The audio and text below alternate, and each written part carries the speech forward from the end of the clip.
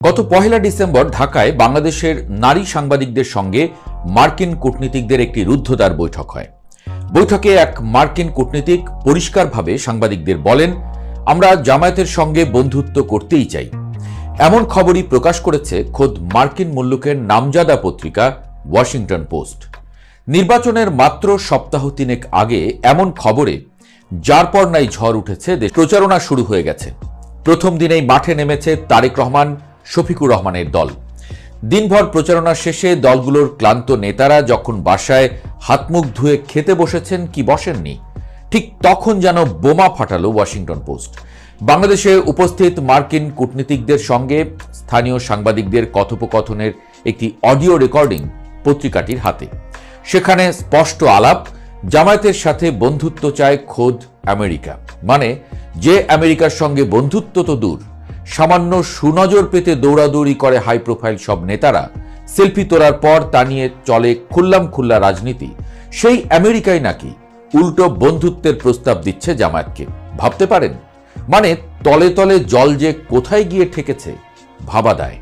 সাম্প্রতিক সব জরিপে জামায়াতের জনপ্রিয়তার পারদ দেখা গেছে থার্মোমিটারের একদম চূড়ায়। সেদিনও যে জরিপটা ঝড় তুলল তাতে দেখা গেল খোদ বিএনপির চেয়ে জনপ্রিয়তায় ঢের এগিয়ে জামায়াত এনসিপি জোট। তারপরও ভোটের মাঠ আর জরিপের খাতায় পার্থক্য থাকেই, এমন আলাপ চলছিল। কিন্তু এবার ওয়াশিংটন পোস্ট যা বলছে তাতে বিএনপি সহ অন্য দলগুলো তা কিভাবে সামাল দেবে সেটাই দেখার বিষয়।